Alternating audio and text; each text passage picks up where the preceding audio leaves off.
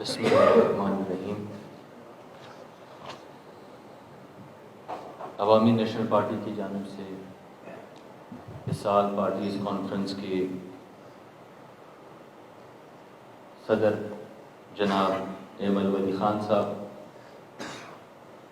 اور اس سال parties conference میں شریک تمام سیاسی پارٹی کے اکابرین، علماء کرام اور اس ملک کے دانشور طبقے سے تعلق رکھنے والے حضرات، میڈیا، وکلاء، سوشل جو ہمارے سوسائٹیز ہیں، سب سے پہلے تو میں ایمل ولی خان صاحب کا عوامی نیشنل پارٹی کا بڑا مشکور ہوں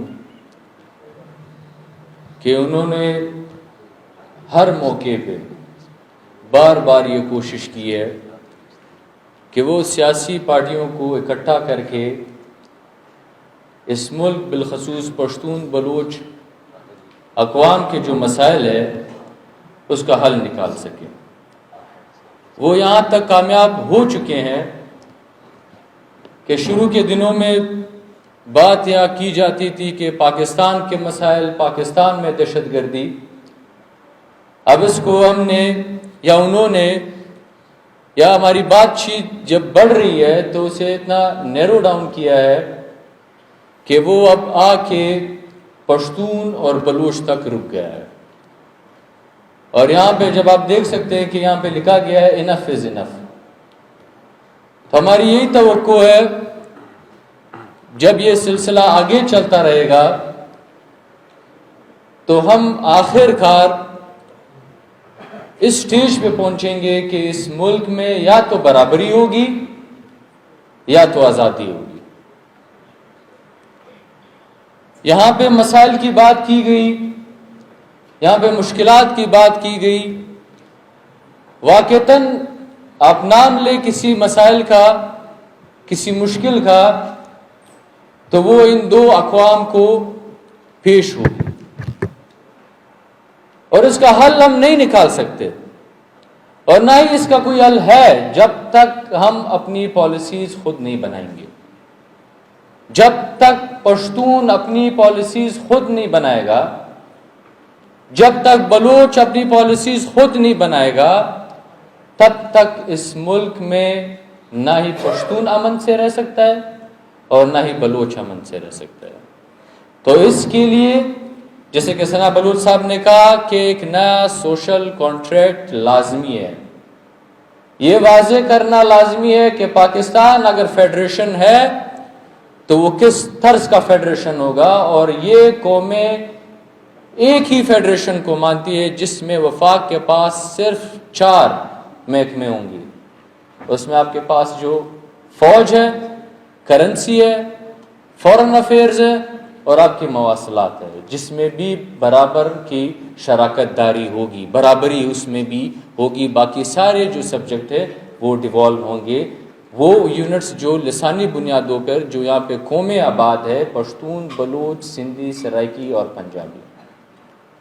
اب ہم آتے ہیں، کچھ ایسے مسائل ہیں، کچھ ایسی چیزیں ہیں جن کا ذکر کرنا لازمی ہے، جس میں سب سے بڑا مسئلہ اس وقت جو ہمیں درپیش ہے وہ ہے دہشت گردی۔ وہ کہتے ہیں نا، شاہ سے زیادہ شاہ کا وفادار۔ ہم اتنے وفادار ہیں کہ ہم نے پرائی جنگ میں نہ ہی صرف اپنے لاکھوں لوگ شہید کیے، کروڑوں لوگوں کو بے گھر کیا، ان کے روزگار چھینے، ہم نے اپنے اربوں ڈالر کا نقصان کیا، صرف اس لیے کہ امریکہ اور روس کے درمیان جنگ تھی اور ہم امریکہ کو خوش دیکھنا چاہتے تھے۔ آج بھی ہمارے اسٹیبلشمنٹ، جیسے محسن داور صاحب نے کہا کہ آج بھی انہوں نے اس سے سبق نہیں سیکھا۔ اعلامیہ یہ ہے کہ آج ہمارے وسائل بھی شاہ کے حوالے کیے جا رہے ہیں، وہ بھی شاہ کے لیے قربان کر دیے گئے یا کر دیے جائیں گے۔ نئی جنگ آ رہی ہے، ہم بات کرتے ہیں جنگ کی، یہ جنگ کیوں ہوگی، کس چیز پہ ہوگی؟ یہ جنگ ہوگی ریئر ارتھ ایلیمنٹس پہ۔ جس کے اوپر اجارہ ہے اس وقت چائنا کی، جس کے ریزرو سب سے زیادہ، چین آف سپلائی، ریفائنری، اس پہ جو مونوپلی ہے وہ چائنا کی ہے، اور امریکہ کو یہ کبھی بھی قابل قبول نہیں ہے۔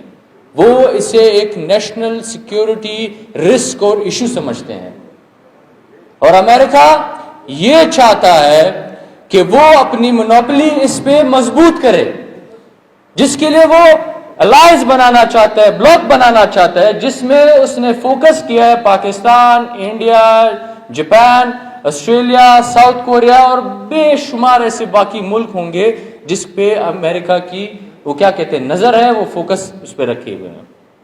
ہماری بدبختی یہ ہے کہ ایک طرف جب یہ ریئر ایلیمنٹس ہے، اس کی جو ضرورت ہے وہ مختلف چیزوں میں، ہائی ٹیک ٹیکنالوجیز میں، اے آئی میں ہے، یا آپ کے اسپیس شٹلز میں، یا آپ کے اسمارٹ فونز میں، یا آپ کے ویپنز میں یوز ہوتے ہیں، ہم اس کو اپنے استعمال میں لانے کے بجائے ہم اس کو امریکہ کو اور مضبوط کرنے کے لیے، اس کی سپرمیسی قائم رکھنے کے لیے ہم یہ ایلیمنٹس اور یہ منرلز ہم امریکہ کے حوالے کریں گے۔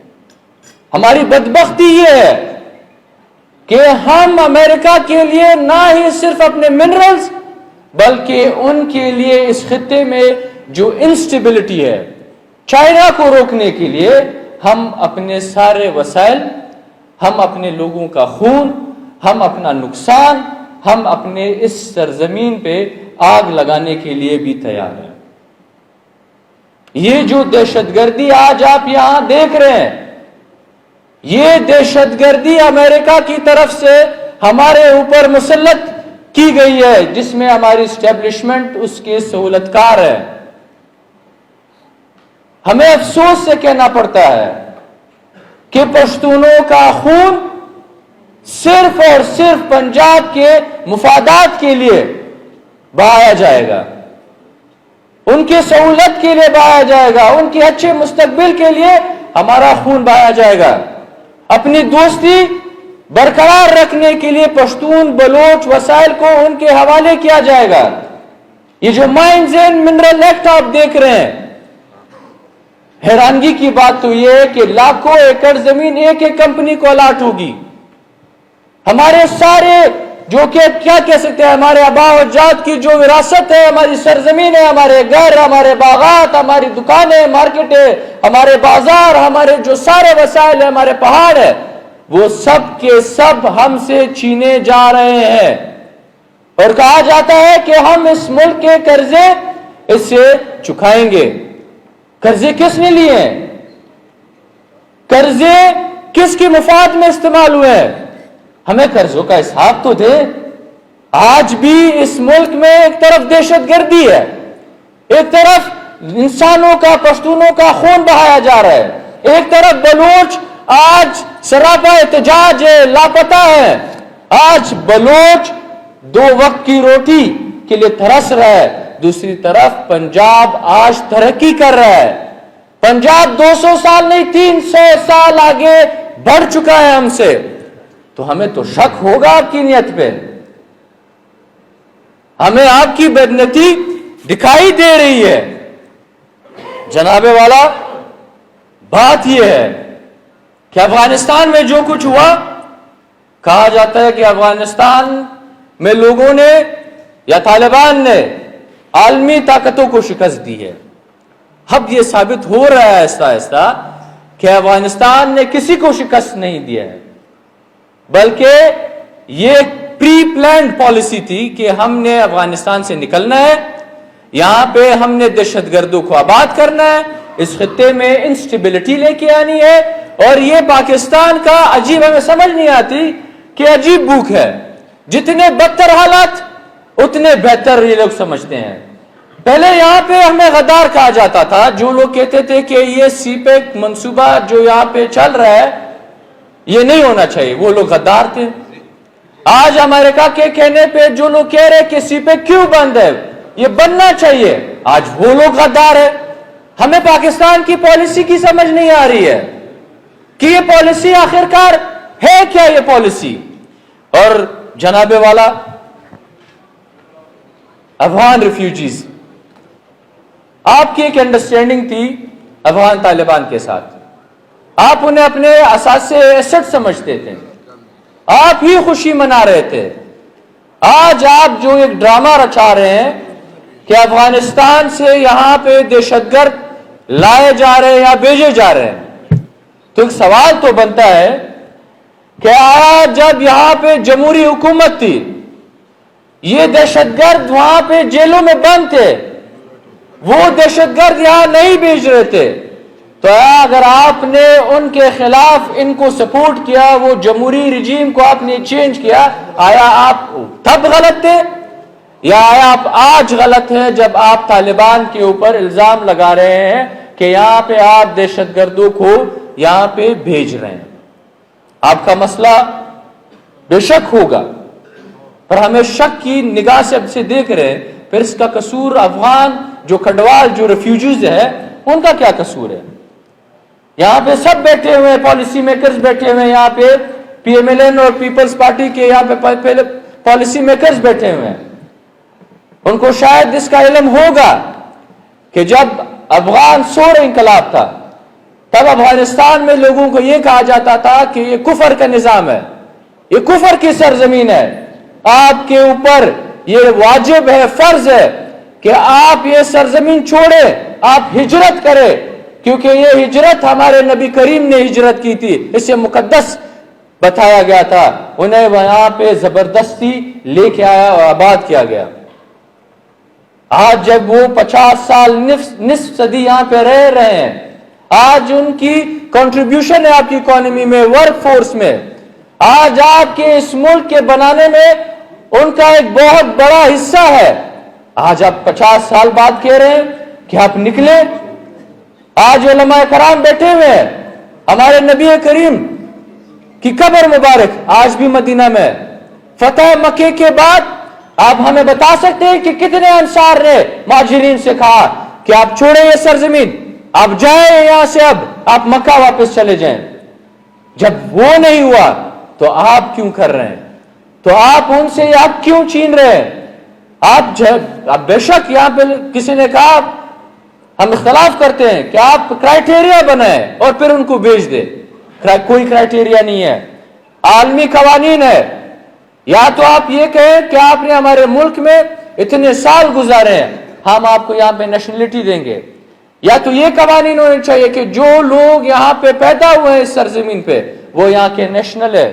یا تو آپ یہ پالیسی بنائیں کہ یہاں پہ جس نے یہاں پہ شادیاں کی ہے, چاہے انہوں نے یہاں پہ کسی عورت سے شادی کی ہو یا کسی مرد سے شادی کی ہو, تو ان کو یہاں پہ سٹیزنشپ دے دینی چاہیے. یہ انسانیت کا تقاضا ہے, یہ ہمارے وہ کیا کہتے ہیں اسلام کا تقاضا ہے کہ ہمیں ان کے ساتھ یہ بدترین سلوک نہیں کرنا چاہیے.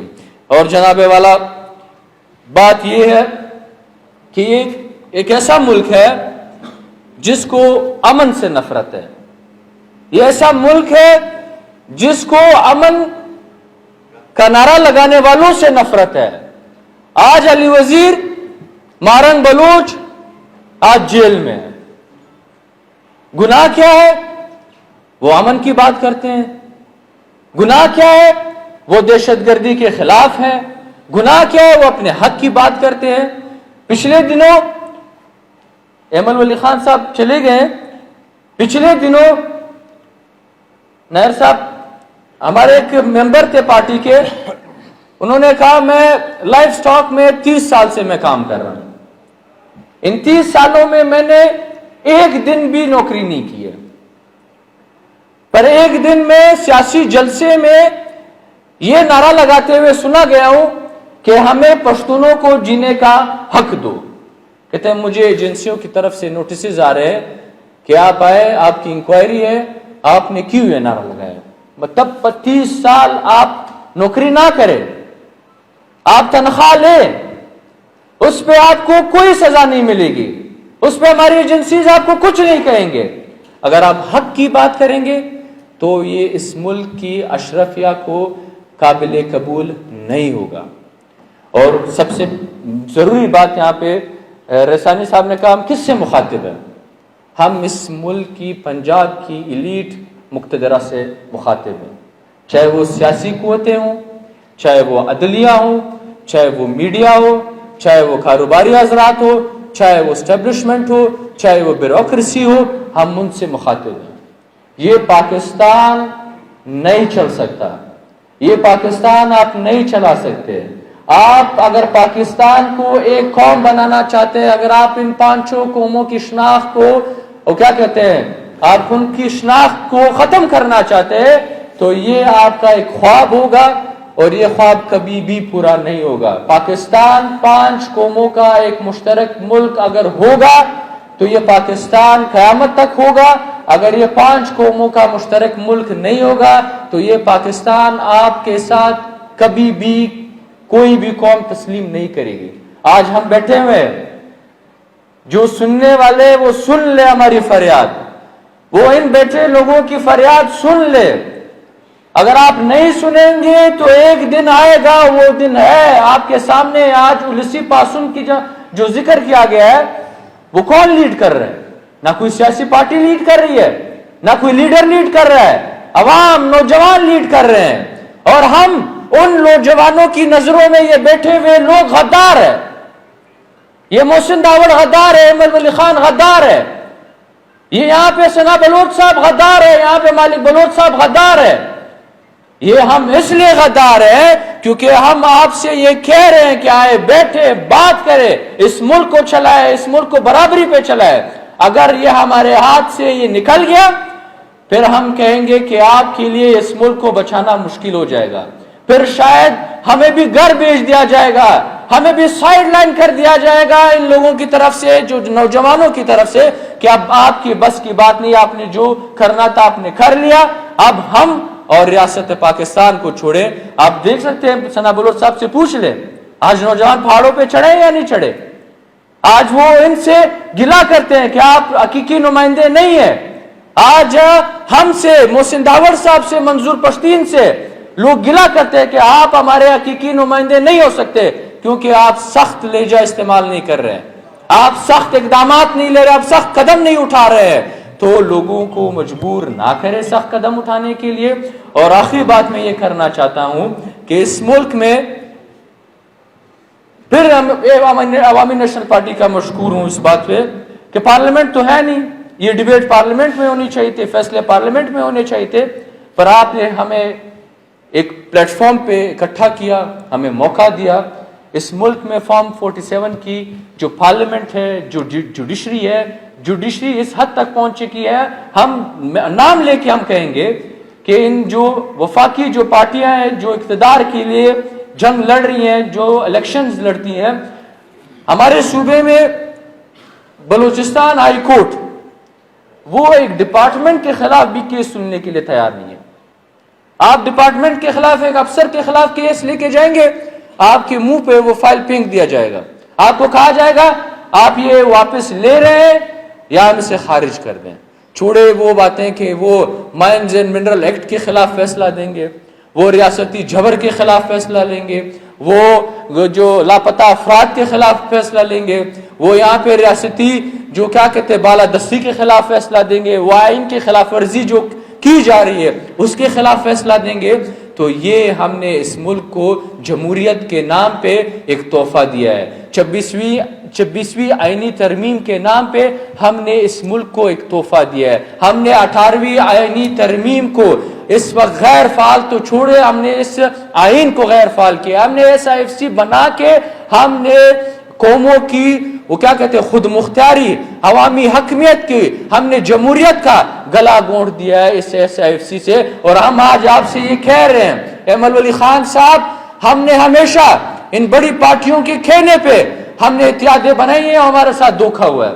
چھوٹی پارٹیاں اکٹھی ہوں، اتحاد بنائے، اور یہ بڑی پارٹیاں ہم آپ سے کہہ رہے ہیں آپ اپنا انجام پھر دیکھ لینا۔ پھر جب آپ چلائیں گے کہ ہمارے ساتھ ناانصافی ہو رہی ہے، ہمیں نکالا گیا ہے، ہم مار رہے ہیں، ہمیں پکڑ رہے ہیں، تب پھر ہم آپ کی وہ کیا کہتے ہیں آپ کی جو خاندانی وہ کیا کہتے ہیں وراثت کو بچانے کے لیے، آپ کی سیاست بچانے کے لیے، آپ کی مفادات کے لیے، ذاتی مفادات کے لیے پھر ہم پارٹیاں ہم قومیں آپ کے ساتھ کھڑی نہیں ہوں گی. اور یہ جگہ آپ وہ کیا کہتے ہیں وہ نشانہ کر لے، اس کو وہ رکھ لے کہ آپ کے ساتھ وہی ہوگا جو پچھلے ادوار میں ان بڑی پارٹیوں کے اکابرین کے ساتھ پہلے بھی ہو چکا ہے، وہ آئندہ دنوں میں بھی آپ کے ساتھ ہوگا. تو بڑی مہربانی ایمل ولی خان صاحب کا اور عوامی نیشنل پارٹی کا کہ انہوں نے ہمیں موقع دیا، اور ہماری امید ہے کہ وہ اسے آگے لے کے جائیں گے، ہمیں اور بھی موقع کیا کہتے ہیں کہ ہمیں پرووائڈ کریں گے. بڑی مہربانی، شکریہ.